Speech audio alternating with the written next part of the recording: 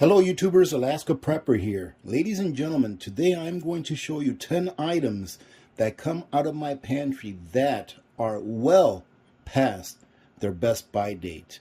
I believe that the oldest item that I have here are these walnuts that I dry canned back in 2013, March of 2013.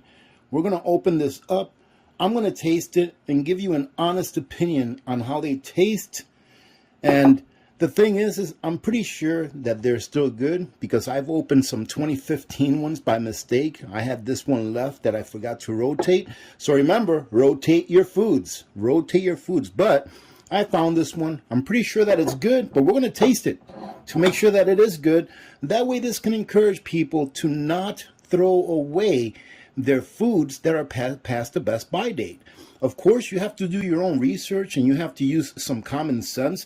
For example, let's say that I have this jar of walnuts right here that I dry canned, almost 10 years ago. Let's say that I see bugs moving around in there. Do you think I'm going to eat it? Absolutely not. Why? Because that's using my common sense. I have a jar of grape jelly that I made and processed back in 2015. And to tell you the truth, it looks really good. We're going to open it up and give it a taste.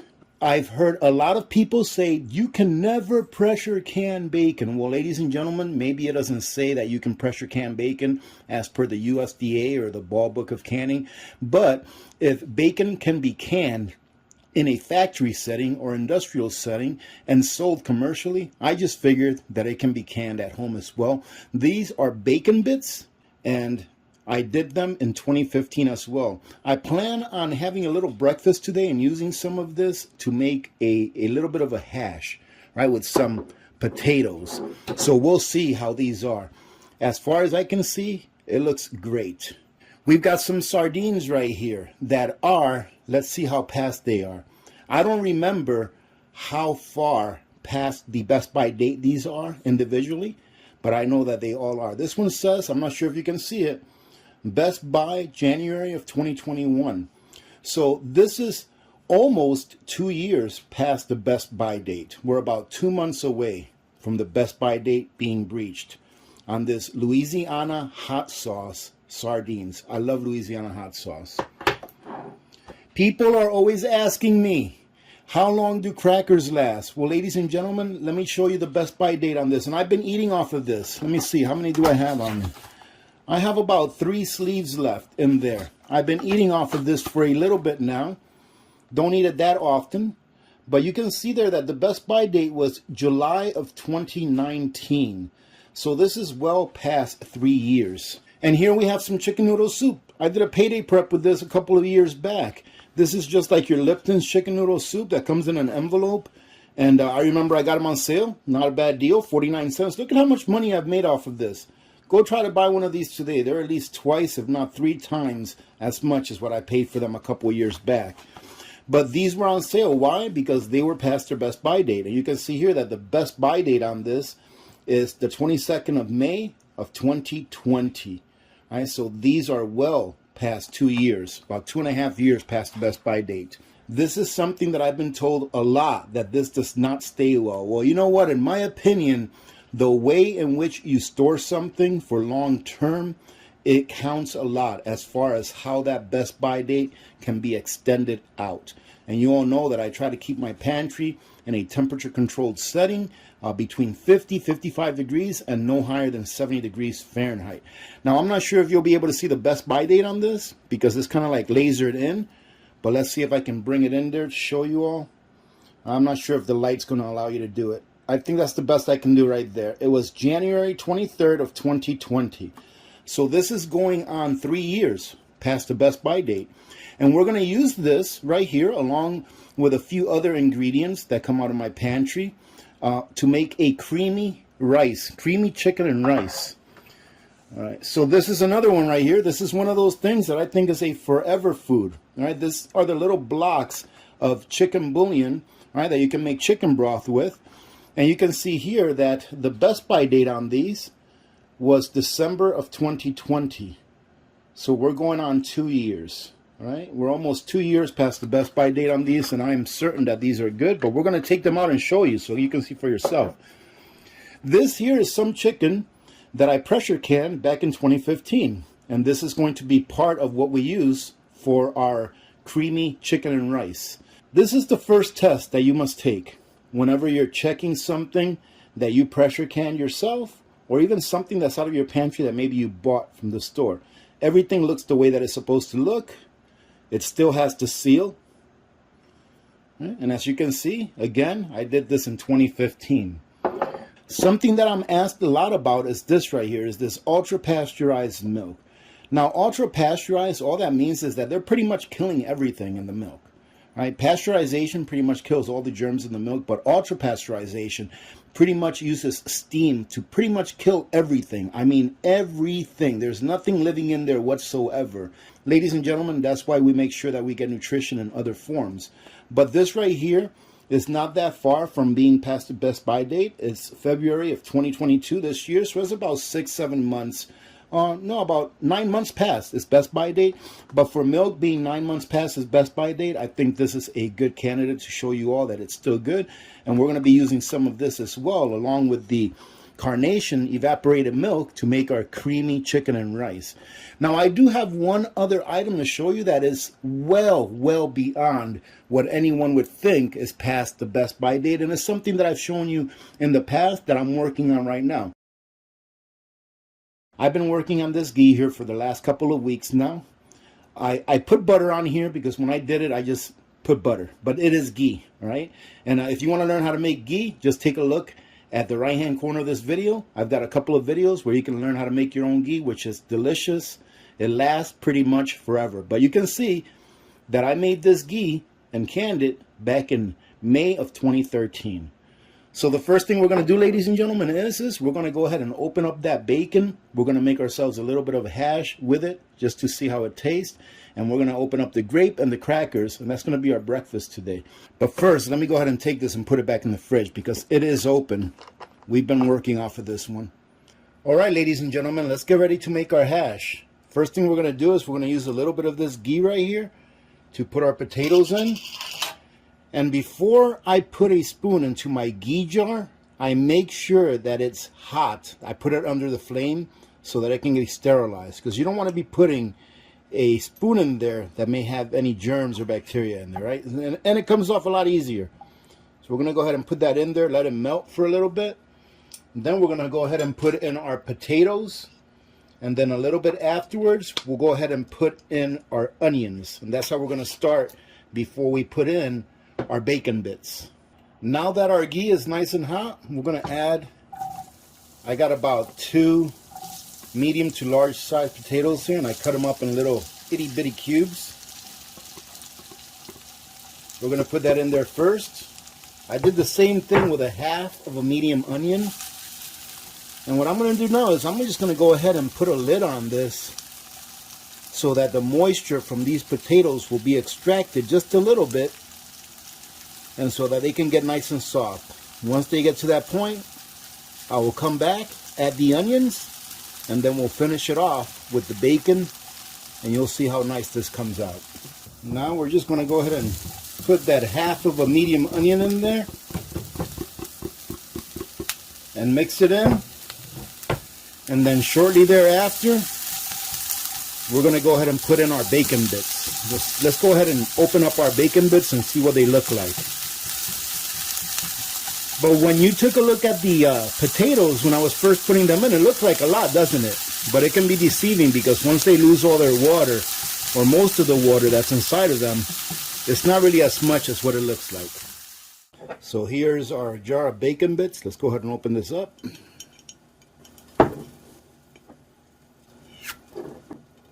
You heard the little suction. You always want to hear that.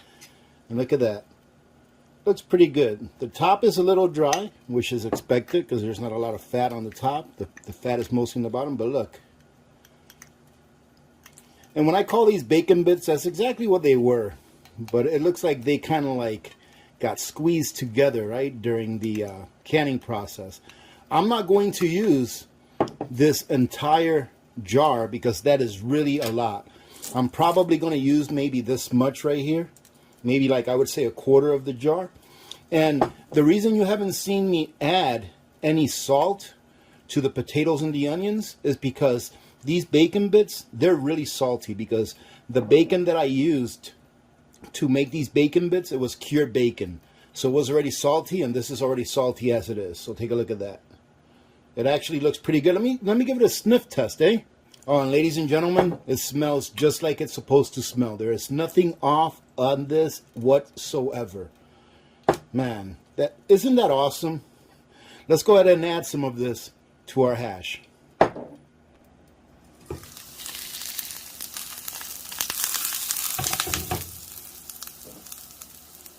And some of the fat from the bacon bits is actually going to help to caramelize those onions.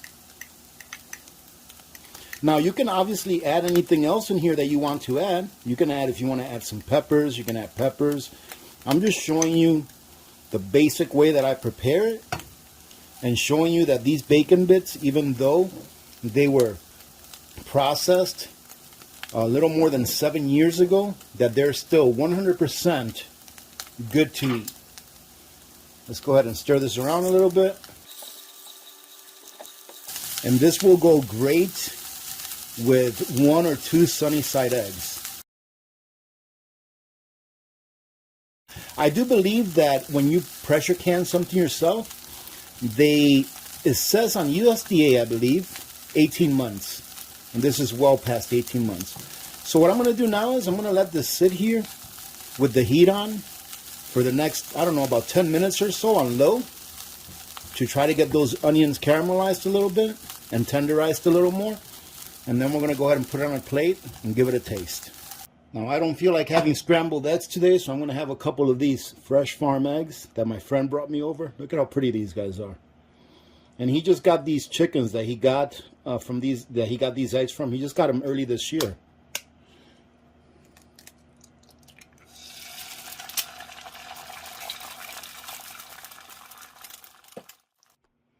Now, ladies and gentlemen, check that out. Doesn't that look delicious? To me, it does, and I can't wait to eat it. So here's our grape jelly.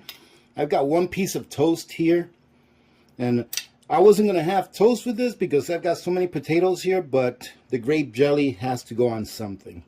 So I just want to go ahead and open that for you right here. Now remember, 2015. And grape jelly is so easy to make, too. Look at what the inside looks like. It looks like grape jelly to me, right? Let me smell it. And it smells like grape jelly. Take a look at this. I'm going to taste this. Oh my goodness, ladies and gentlemen, making it yourself is so easy, and it just tastes so much better. I made this grape jelly, I remember, with 100% Welch's grape juice. That's what I made it with. Water, sugar, pectin. That's it. So I'm going to take a little bit of this, put it on my toast. And when people are making jellies, I've always heard comments saying, oh my goodness, you're using so much sugar. But look, this is all you're eating. All right, so let's start off with giving this a taste. Very tasty. Now let's take a taste of the hash. Let me show you what the hash looks like. Look at that, ladies and gentlemen. Do you want to be eating like this during the end of the world?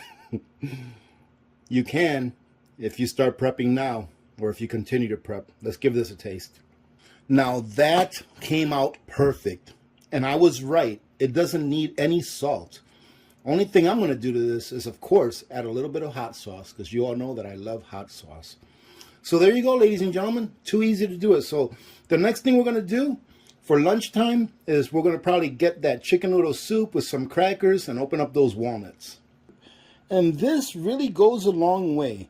These packets bring, or these boxes bring 2 packets, and each packet makes 4 cups of chicken noodle soup. And of course, you already saw that I got these on sale. And I do believe I already showed you that the best buy date on this was May 22nd of 2020. We're going to have some of these sardines that are soaking in Louisiana hot sauce, and I love Louisiana hot sauce. And here is the best buy date on this sardines. Let me see if you can see it without the light messing it up. It's January of 2021. So it's almost 2 years past the best buy date. we're going to open up this jar of walnuts that I put up in March of 2013. All right, and then we're also going to have some of these crackers that are July of 19. So these crackers are, let's see, a little over 3 years past the best by date. And as you can see, I already showed you, I've already dipped into these. I've been eating these, and we only have about, I think, 3. Yeah, we have 3 packs left, so we're going to open 1 pack and enjoy these with our soup. This brand right here, this Freedom Choice brand, this is like the store brand for the military commissary that's on base. All right, so we're going to go ahead and take this. I'm going to put it in my pot, and then we're going to go ahead and try some of these sardines right here.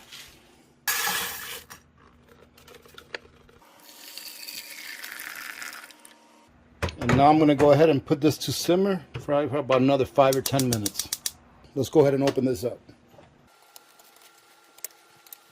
And that's what it looks like. It looks fine. Let me give it a sniff test. And it smells like sardines dipped in hot sauce. Let's go ahead and get some out of here. I know some people may not like sardines. My wife and my daughter, they hate sardines. Victor, he loves sardines. I don't necessarily love them, but I do like having them once in a while. Let's see what these things are. What I don't like about these is I don't like the bone in the middle. I always take that bone out. See that right there? But let's give this a try. And that's what the sardine looks like. It doesn't look very appetizing. Let's see what it tastes like. And ladies and gentlemen, it tastes just fine. It's got that little bit of spice, which I do like, but it tastes just fine. There's your sardine. I mean, this right here it's good in my opinion to have these types of food put away, because these have a lot of like omega-3s and a lot of iron in them, I do believe. And they don't taste bad. They're pretty tasty, especially if you like the sauce that they come in. I don't really quite enjoy the ones that like don't come in any sauce at all. However, I really like the ones that come packed in olive oil. I really like those a lot. And I have to say, those are very tasty. I will be finishing this up for sure. But let's go ahead and take a look at what our crackers look like after being past the best by date for 3 years plus, really. Let's open these up. I know that these are good because it's probably about a month ago or so that I had some of these, or maybe a month and a half. But that's what they look like. Let me give it a try. And I'll tell you what, ladies and gentlemen, these still taste nice and buttery. There's absolute, man, I really hope that you're all getting something out of this, because there's nothing wrong with this, ladies and gentlemen. Nothing at all. This is 3 years past the best by date. Packaged in the original package that it came in. I'm going to try one of these crackers with some of the sardine on it. See what that little combination tastes like. This is like having a little hors d'oeuvre, all right? Let's call this a prepper hors d'oeuvre, all right? Look at that. And I could say that this by itself, a can of sardines and maybe half of a sleeve of those crackers, you can consider that a meal. All right, let's go ahead and open up. There you go. Let me give it a smell. They smell just fine. And look at that. I didn't even remember doing this. I put one of these little, I think these are called incandescent or something like that gets moisture out of there. But there you go. Look at that. They look just fine. Let me go ahead and try a couple of them. Now, let me tell you what I think about these. I ended up eating the whole handful. I have to be honest and say that these taste a little bit aged, but they don't taste spoiled at all. You know, like I ate the whole thing. I chewed it. I swallowed it and everything. Oh, and by the way, ladies and gentlemen, there's a trust factor involved here. I should have mentioned this earlier. I'm actually eating this stuff. I'm not telling you that I'm eating it and not. I know some people are like, why don't you show us you eating them? How can we believe you? Well, I mean, if you don't believe me, that's fine. But I'm actually eating everything that I show you. I'm trying and eating. These taste a little bit aged, but they're not spoiled at all. I ate the whole handful, and I'm trying to think how I can explain the taste. I guess you can say that the taste of the walnut is a little more concentrated. I don't know if that's because they dried out a little bit more in there than what they were when I put them in there. But I've tasted oils before that were like rancid, and this doesn't taste anything like that. This, in my opinion, is edible. However, I would probably try to keep it to about 5 years if I use this method to put them away, because the ones that I've got packed from 2015, let me show you it. This one here, these here are from 2015 that we packed these, and these were just fine. Let me see if they're still good, being that we've opened them a couple of times. Let's see. Grab another one. Let's try these out. Let me see if there's a difference. And you know what, ladies and gentlemen, I can't believe that a couple of years makes that big of a difference. Because these right here, they taste to me a lot fresher than these. Like, these are starting to taste a little bit aged, but these taste nice and fresh. So I guess maybe a couple of years makes a difference. Then what I would say is try not to keep them put away for more than 5 or so years. For these, it's been about 7 years. For these, a little longer. But these definitely taste a lot fresher than these. And we've had these open for a couple of months now. And this is, in my opinion, something that's really good to put away for long term, because this really goes a long way. I mean, all you have to do is put maybe like a half a cup of rice in here, and then this will be a meal in itself. I would add some more chicken. There's like a little itsy bitsy little pieces of chicken in here. I was trying to see if I can grab one, but it's almost impossible because there's barely any in there. But the noodles, they look fine. See that? Let's go ahead and give it a try real quick. I don't want to make a mess, so I'm only going to take a little bit of broth. And it tastes just fine. I'm going to go ahead and put a couple crackers in here. Those crackers are going to be really nice when they soak up that broth. There you go. Let's give that a try. And that's good to go. So there you go. We got breakfast and lunch out of the way, and I would say we've got a couple hors d'oeuvres out of the way too, with the crackers along with the sardines. And also, let me show you this real quick. This right here is some peanut butter that we've been working on. It's 2019. Let me see if I can find the best buy date for you. And there's the best buy date, December of 2019. So we're looking at just shy of 3 years past the best buy date. And we've been working on this jar here probably for about the past 2 or 3 weeks. Now, if you put away peanut butter that's like all natural, you're just going to run into the peanut butter, the top of it being full of oil, because the oil will work itself up to the top. But there's nothing wrong with this here whatsoever as well. And I'll tell you what, that peanut butter goes a long way, because once you eat it on a cracker like that, it takes you about 20 times that you have to chew in order to get the peanut butter off the roof of your mouth. So again, ladies and gentlemen, nothing wrong. I guess this is a bonus. Absolutely nothing wrong with this peanut butter. Nothing at all. Time for us to make our prepper creamy chicken and rice with real chicken in it, by the way. So the first thing that we're doing here is I've got probably about 3 or 4 tablespoons of ghee. I already melted it off for you. So we're just going to make ourselves a simple roux. So to make a roux, you need butter and flour. In this case, I'm just using ghee. It should work just fine. And I don't want a real thick roux, so I'm going to add about 1/4 cup altogether of some flour. And then I'm going to have my milk ready to put in there, and our carnation milk as well. So that right there is about all of the flour that we're going to use, because I don't want a real thick sauce. I want something that's still going to be somewhat liquidy, I guess you can call it. All right, so let that work there for a second. So this is our can. Let's see. I hope that you can see it.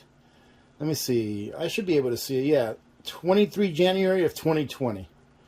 All right, so we're going to open this up, and I'm going to open the whole thing up because I'm going to use the can to measure out some water as well. So there you go. Let's get that lid out of there. Ah, it's going to make a mess on my finger. That's all right. So now we've got this ready. We're going to use the rest of the milk that's in here. There's probably about 1 cup in here. And what we're going to do is once we put this milk in our roux, and this milk too, we're going to fill this up with water, and then we're going to put in our chicken bouillon. All right, that's all we're putting in, is just 1 chicken bouillon, 1 cube of chicken bouillon that came from this package right here. So now we're going to go ahead and bring the heat up a little bit. We're going to start off by adding our milk. We're going to add our carnation milk. And you know what? I didn't even smell this to see how it smells. Oh man, carnation milk smells so good. It smells like caramelly, doesn't it? We're going to add our milk, and it smells just fine. We're going to go ahead and add our cube. I don't want to add too much of this chicken bouillon in there. I think 1 cube is just enough because I don't want it to be overpowered with like the chicken flavor. I want to taste everything. So we're going to let that work itself for a little bit. Now I've already made a side of rice, the rice that we're going to add to it. I've already made that, all right? I've got a video where I show you how to make basic rice. It's very easy. So I've already done that. Let me go get a little bit of water. And I think that should be enough right there. We might need a little more water, but we'll see how thick it gets. No, I don't have a recipe for this, ladies and gentlemen. This is just once you understand just the very basics of cooking, like making your own rice, just plain white rice, making a roux. If you make a roux, you can make almost any kind of sauce that you would like. Be it a creamy sauce like this, be it a gravy, be it a cheese sauce. You can make pretty much anything. And you all saw how easy it is to make a roux. The one thing you want to make sure is that you don't burn it, right? So make sure that you're stirring it every now and then so that the solids don't settle to the bottom and you end up burning it. Now what we're going to do is we're going to go ahead and open up our chicken, and we're also going to go ahead and start to rehydrate some of our veggies. So I've got some freeze-dried corn from Oxen Farms, and I will also have some peas in there. I only had a little bit of each in both cans, so I just went ahead and put them both in one can. There you go. And it doesn't matter how much you put in. You can put in however much you want. I think that right there will be just fine. And I heated up some water so that we can go ahead and start to rehydrate this and let it sit there for about 10-15 minutes. And then we can put this into our pot last. All right. Now, when you look at the top of the chicken, I haven't looked at it yet, but I'm pretty sure that it's going to be a little off color. That's because it's dry. It's not going to look like this. It's going to be a little off color because it's dry. There's absolutely nothing wrong with it. See that? And this is dark meat. Let me give it a sniff test. Oh man, that smells good. Ladies and gentlemen, this smells just the way it's supposed to smell. Okay, so let's go ahead and add our chicken in there.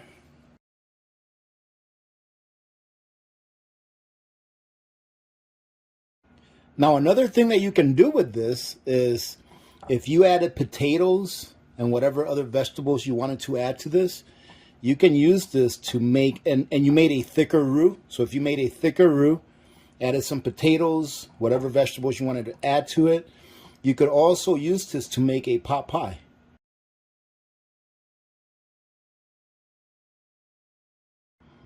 Now, ladies and gentlemen, are you starting to understand why, especially for those of you that are new here, starting to understand why I'm a fat body? I really like to cook. I really enjoy cooking. I'm the kind of a guy that would rather have seconds of real food than to have dessert. So all we have left to do here is just to add our rice. I think we have just enough room in this pot to add our rice, but I'm going to go ahead and put this on medium heat and let it stew for just a little bit to make sure that everything comes together. I'm also going to go ahead and grab a spoon and see if we need any seasonings. And look at that. You see that? That's good. A little thicker than that would be nice, but let's see if we need any seasonings in here. That actually tastes pretty darn good. A little pepper. Doesn't need any salt whatsoever. And I didn't salt my rice. When I made the rice, I didn't salt it because I knew that I was going to be using a bouillon cube. I also know that when I pressure canned that chicken that I used a half a teaspoon of salt because that's how I can my meats. And now we're going to go ahead and add our rice. Here's our rice. Like I said, this is 1 cup of dry rice. And when I made this rice, I made it with a little extra water than what I normally use when I regularly cook rice. That way it wouldn't stick to the bottom as much as it normally does when I don't use as much water. So we're just going to throw that rice in there. Look at that, we got just enough room for that rice to go in there. And all we're going to do is we're just going to work that rice in.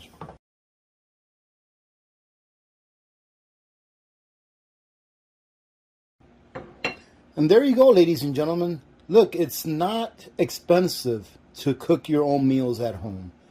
And like I said, you can be eating like this after the SHTF, all right? When we're in Mad Max, you can be eating like this, and it's not very expensive at all. And these are all foods that pretty much, when you put them away in a proper manner, they will last a very long time. So I believe that there is a place in a prepper's pantry for like freeze-dried foods and things like that. However, make sure that you store the things that you normally eat and the ingredients of the things that you like to make. Because look at how effortless it was to make this. It doesn't take a rocket scientist.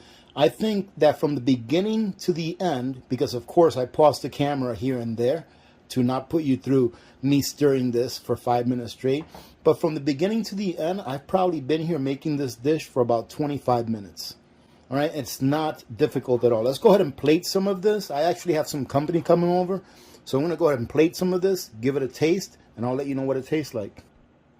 Now take a look at that, ladies and gentlemen. I mean, this looks really good. Let's give it a taste. Oh, and look at that. These little pieces of rice that got stuck together. I really like that, actually. So let's give it a taste. Let me show you what it looks like, though. I think this looks a lot better than some of the creamy chicken and rice that we've seen coming out of a bag. Man, ladies and gentlemen, this is really good. You know, when I was making this, Little Miss Alaska Prepper said, yes, I love creamy chicken and rice. So she'll be enjoying some of this here later on. But this actually came out really good. It does need a little more salt. Okay, a little more salt. For my taste buds, that is.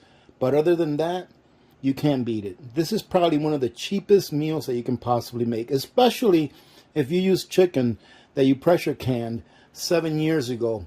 At probably, what was that? Those were chicken thighs, excuse me. So those were probably like 49, 59 cents a pound 7 years ago. And then rice is nothing. You saw that the little bit of vegetables that I put in there is nothing. Carnation milk, a buck a can. Anyways, you get what I mean. And there's still probably at least a good 8 to 10 servings left of this in the pot. So having said that, listen, I hope that you got something out of this. Don't throw away your foods that are past the best by date. At least check them out. And before you throw them away, give them to someone that may need them instead of throwing them in the landfill. Having said that, thank you very much. Again, I hope you got something out of this. Have a great rest of your day and week ahead. God bless you all.